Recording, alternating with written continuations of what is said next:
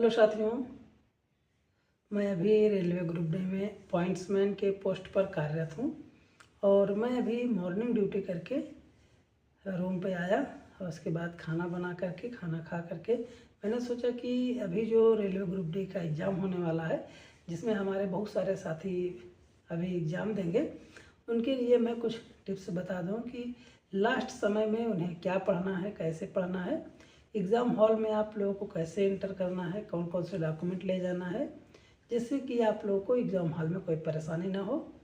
और इसके साथ ही आप लोगों को मैं एक एक्सपेक्टेड कट ऑफ भी बता दूंगा कि किस जोन की कितनी कट ऑफ रहने वाली है और आप लोगों की प्रिपरेशन कैसी होनी चाहिए, क्वेश्चन किस टाइप का पूछा जाता है, ये सब चीज़ें मैं आपको आज इस वीडियो के माध्यम से बताऊँगा।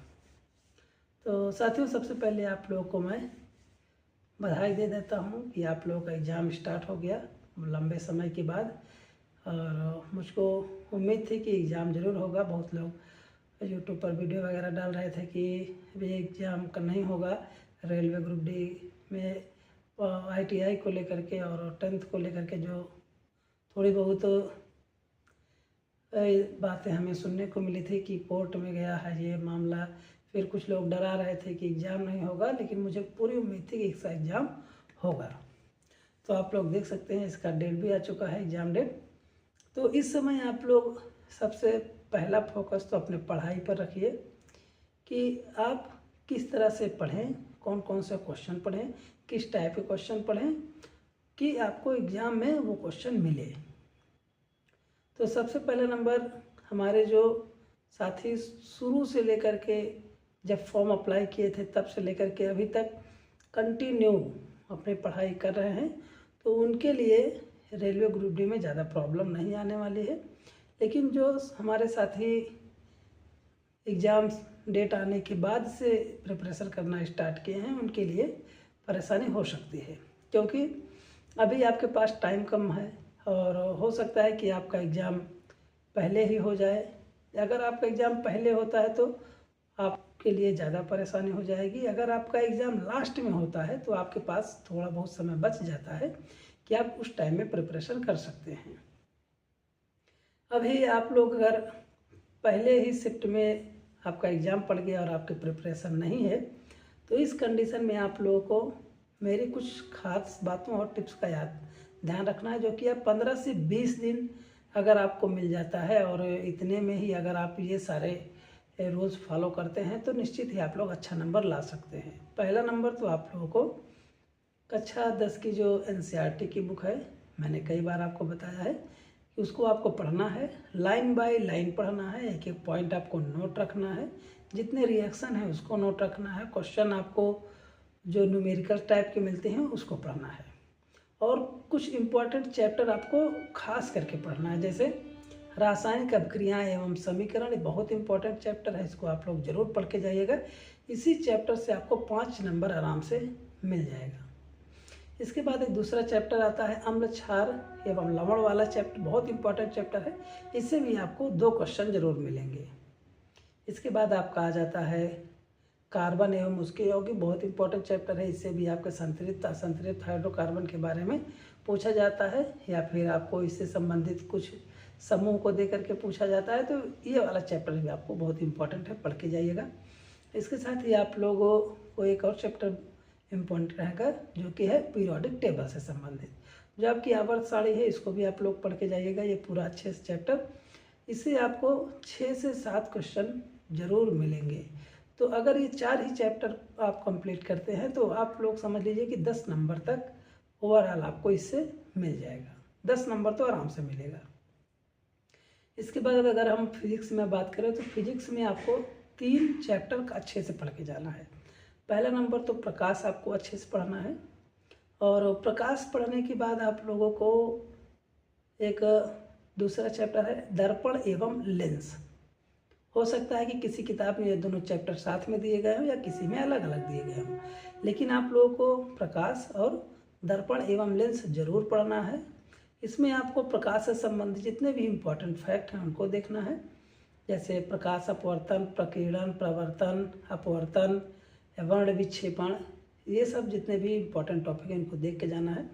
इसके साथ साथ लेंस और दर्पण में आप लोगों को फॉर्मूला याद रखना है क्योंकि न्यूमेरिकल ज़रूर पूछे जाते हैं।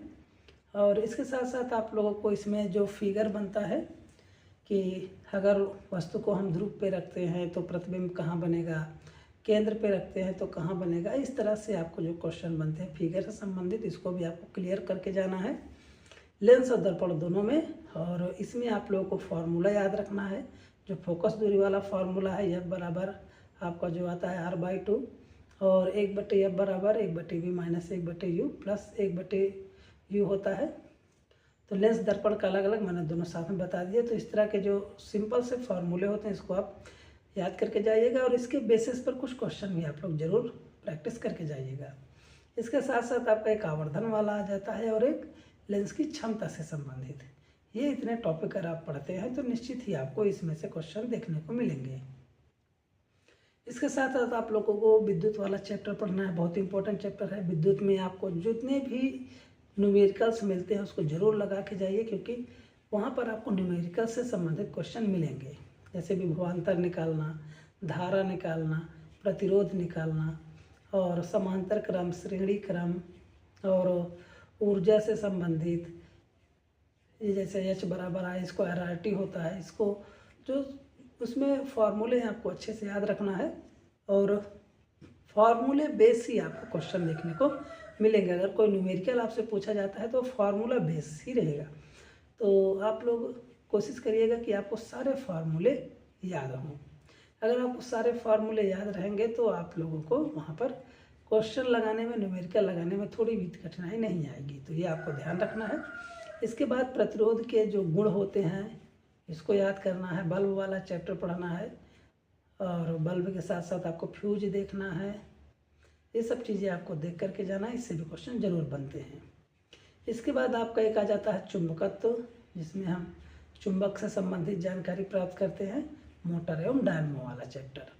तो इसको भी आपको पढ़ के जाना है, इससे भी क्वेश्चन आपको मिलेंगे ही मिलेंगे। तो इतना चैप्टर अगर आप पढ़ते हैं तो इससे भी आपको 8 से 10 नंबर आराम से मिल जाएंगे।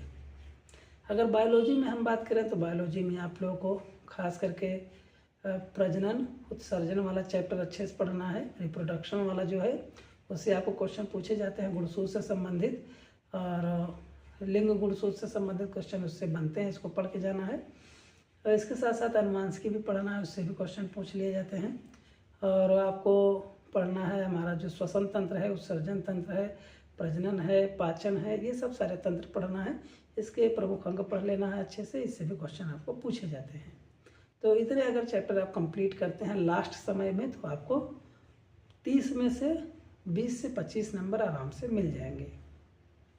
अगर आप पहली बार एग्ज़ाम देने जा रहे हैं और एग्ज़ाम में आप चाहते हैं कि 15 से 20 दिन के अंदर हमारी प्रिपरेशन हो जाए तो इतना कम से कम आपको पढ़ना होगा। अगर हो सकता है कि आपके पास टाइम है तो आप और ज़्यादा भी पढ़ सकते हैं, लेकिन कम से कम ये टॉपिक आप कंप्लीट करके जाइए। और जो हमारे ऐसे साथी हैं जो लंबे समय से प्रिपरेशन कर रहे हैं वो लोग भी इस टॉपिक को ज़रूर देख करके जाइएगा। लास्ट समय में आपको यही सारे टॉपिक देखने हैं जो इम्पोर्टेंट टॉपिक होते हैं। और इसके साथ में हम सब मैथ रीजनिंग तो सब लोग लगाते हैं, मैथ रीजनिंग आप लोग भी लगा रहे हैं। तो मैथ रीजनिंग के लिए जो हमारे नए साथी हैं, जो जिनके पास समय कम बचा है, उनके लिए मैं वीडियो अपलोड कर रहा हूँ। प्रीवियस ईयर के जो क्वेश्चन पेपर थे उनके, वहाँ पर आप लोगों को रीजनिंग देखना है कि किस टाइप की रीजनिंग पूछी जाती है। मैं वहाँ पर आपको क्लियरली अच्छे से रीजनिंग को समझाते हुए चलता हूँ। तो वहाँ पर अनेकों टाइप के क्वेश्चन आपको देखने को मिलते हैं जो रेलवे ग्रुप डी में पूछे गए हैं। और मैं आपको 100 क्वेश्चन पेपर सॉल्व करवाऊँगा जो कि ओरिजिनल क्वेश्चन पेपर है। तो उसी क्वेश्चन पेपर में से आपको मैं 25-25 क्वेश्चन का सेट लेकर के आता हूँ, जिसमें आपको मैं 25 मैथ का सेट लेके आता हूँ, एक ही पेपर का रहता है एक साथ में, और 25 रीजनिंग का जो कि एक ही पेपर का रहता है पूरा 25 रीजनिंग, उसको लेकर के आता हूँ। तो वहाँ पर आप लोग अगर जुड़ते हैं तो आप लोगों को हर टाइप की रीजनिंग वहाँ पर देखने को मिल जाएगी और मैथ देखने को मिल जाएगा। तो वहाँ पर जितने भी क्वेश्चन मैं इंक्लूड करता हूँ वो बहुत इंपॉर्टेंट होते हैं और उसी टाइप के क्वेश्चन आपसे रेलवे ग्रुप डी में इस बार भी पूछा जाएगा। तो मैथ के लिए आप वहाँ पर हमसे जुड़ करके देख सकते हैं। और जो आपको साइंस पढ़ना है मैंने आपको बता दिया। करंट अफेयर के लिए आप लास्ट 6 महीने के करंट अफेयर पढ़िएगा और इसके बाद में आप लोगों को जीके पढ़ना है। तो जीके में ओवरव्यू थोड़ा बहुत ही पूछा जाता है। अगर आप नॉर्मली भी पढ़ लेते हैं तो आपको 2-3 क्वेश्चन जरूर आराम वहाँ से देखने को मिलेंगे। अब बात कर लेते हैं कि इस बार की कट ऑफ क्या रहेगी। तो साथियों, कट ऑफ कई चीज़ों के ऊपर निर्भर करता है। बहुत से लोग आपको बिना किसी एनालिसिस के, बिना किसी जानकारी के ऐसा ही कट ऑफ बना देते हैं कि इधर का इतना जाएगा, उधर का इतना जाएगा। फिर आप लोग घबरा जाते हैं। फिर ये सोचते हैं कि यार हम जिस जोन में डाले हैं वहाँ पर कट ऑफ हाई जा रहा है, वीडियो में बताया गया। तो आप हड़बड़ा करके फिर अपनी प्रिपरेशन में कुछ गड़बड़ी कर देते हैं। ज़्यादा नंबर लाने के चक्कर में ज़्यादा क्वेश्चन अटेम्प्ट करते हैं और वहाँ पर आपका ज़्यादा क्वेश्चन गलत होता है। फिर आपको लगता है कि यार मैं ज़्यादा अटेम्प्ट नहीं किया रहता तो मेरा उतने में ही हो जाता। तो ये गलती आपको कभी नहीं करना है, ना कट ऑफ के पीछे पड़ना है कि कट ऑफ किसी जोन का कितना जाएगा, कम जाएगा, ज़्यादा जाएगा, जो जाएगा सो जाएगा। लेकिन आप अपने प्रिपरेशन के ऊपर फोकस करके रखिए। जो आपका कर्तव्य है, जिसके ऊपर आपका अधिकार कह लीजिए या फिर आपकी पकड़ कह लीजिए, वो आपके ऊपर है। कट ऑफ के ऊपर तो आप कुछ नहीं कर सकते, लेकिन हाँ प्रिपरेशन के ऊपर आप लोग काम कर सकते हैं। तो खास करके आप लोग प्रिपरेशन पर विशेष ध्यान दीजिएगा। कट ऑफ के चक्कर में थोड़ा कम पड़िए। और ओवरऑल अगर मैं आपको कट ऑफ बताऊँगा तो इसमें भी मैं आपको ऐसा ही बताऊँगा कि आपके ऊपर कोई प्रेशर आने वाला नहीं है। बहुत से लोग सोचते हैं कि उनको थोड़ा जानकारी रहे, हिंट रहे, तो इसको आप यथा माइंड में मत लीजिएगा। मैं आपको एक जानकारी के लिए बता रहा हूँ कि देखिए कट ऑफ जो है वो कई फैक्टर के ऊपर निर्भर करता है। पहला नंबर तो आप कहाँ फॉर्म डाले हैं और वहाँ पर फॉर्म डालने की संख्या कितनी है, वहाँ पर सीट कितनी है। सीट के साथ साथ वहाँ पर जो बच्चे गए हैं वो नए बच्चे हैं कि 1-2 बार एग्ज़ाम दे चुके हैं वो बच्चे गए हैं।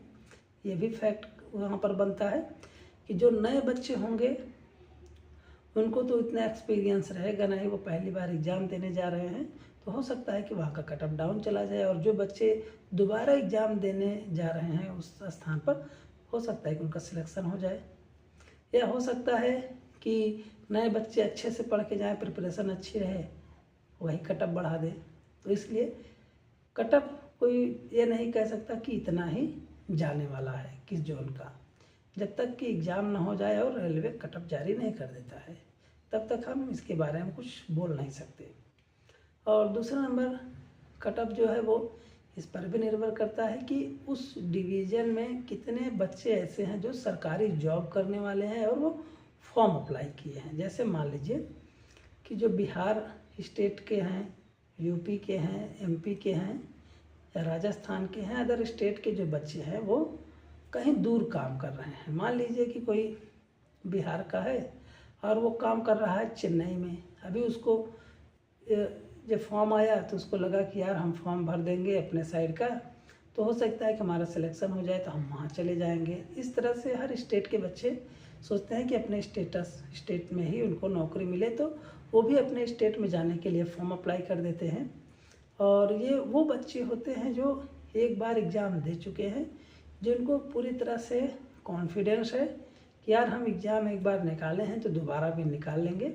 तो ऐसे बच्चों की संख्या जिस जोन में ज़्यादा रहेगी वहाँ का कट ऑफ हाई जाएगा, क्योंकि ये सारे बच्चे अगर वहाँ पर एग्ज़ाम देते हैं तो ये पहले से ही प्रिपेयर्ड हैं और इनको थोड़ी सी मेहनत करना है और ये आसानी से एग्ज़ाम क्वालिफाई कर लेंगे और कट ऑफ को हाई कर देंगे। तो इसलिए ये भी फैक्टर वहाँ पर बनता है कि किस जोन में जॉब करने वाले बच्चों ने कितने पोस्ट को अप्लाई किया है, तो ये भी वहाँ पर कट ऑफ के ऊपर फैक्टर करता है।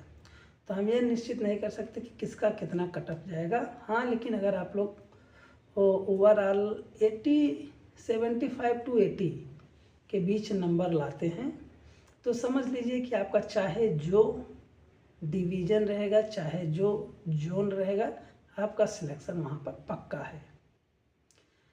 अब आप लोग ये सोच रहे होंगे कि 75 to 80 क्यों बोला गया, क्योंकि इसके अंतर्गत आपको किसी भी कैटेगरी को हो, अगर आप इतने नंबर अभी ला रहे हैं तो आप समझ लीजिए कि आपका सिलेक्शन पक्का है। कोई ज़रूरी नहीं है कि कोई 75 ही ला पाएगा, कुछ लोग कम भी लाएंगे, तो हो सकता है कि उस जोन में कुछ कटअप कम भी चला जाए या कहीं कहीं पर 80 से ऊपर भी कटअप जा सकता है। इसलिए मैंने एक एवरेज बताया कि आपको 75 to 80 के बीच नंबर लाना है। अब ये नंबर आएगा कैसे?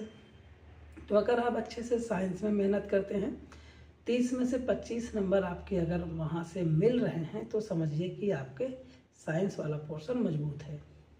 मैथ में आप लोग अगर 25 क्वेश्चन है उसमें से अगर आप 20 भी बनाते हैं तो यहाँ पे आपके 20 नंबर, और इसी तरह से आप अगर रीजनिंग में 25 में 20 बना लेते हैं तो यहाँ से कुल आपको 65 नंबर मिल जाते हैं। इसके बाद आपका बचता है जीके एवं करंट अफेयर का। अगर वहाँ से आप 10 नंबर भी लेके आते हैं तो 65 प्लस आप 10 ऐड करिए तो टोटल 75 नंबर आपके बनते हैं। या किसी साथी के साइंस और अच्छे होंगे तो 28 नंबर भी ला सकता है 30 में से। मैथ अच्छा है तो 20 से ऊपर 22-23 भी ला सकता है। रीजनिंग अच्छी है तो भी 22-23 ला सकता है। और इस तरह से ओवरऑल देखा जाए तो 80 के अप्रॉक्सीमेट नंबर लाता है, अगर वो बहुत ब्रिलियंट लड़का है वो भी। तो इस तरह से जो कट ऑफ रहेगी वो 75 to 80 के बीच रहने वाली, आपका कोई भी जोन रहे। और अगर ये वीडियो अच्छा लगा हो तो चैनल को सब्सक्राइब, वीडियो को लाइक ज़रूर करिएगा, क्योंकि मैं आप लोगों के लिए समय निकाल करके ऐसे ही वीडियो देता रहता हूँ जिससे कि आपको पढ़ने में मन लगे और आपका समय भी खराब ना हो। और हम मिलेंगे अगले वीडियो में किसी दूसरे टॉपिक पर। और अगर आपके कोई क्वेरीज हैं, कोई कन्फ्यूज़न है, कोई आपके प्रश्न है तो कमेंट बॉक्स में कमेंट के द्वारा हमें आप लोग बता सकते हैं। तो चलिए साथियों, तब तक अपना ख्याल रखिए, तैयारी करते रहिए और इस बार आप लोग रेलवे ग्रुप डी में ज़रूर सेलेक्ट होइएगा, ऐसी मेरी कामना है और ऐसी मेरी ईश्वर से भी प्रार्थना है।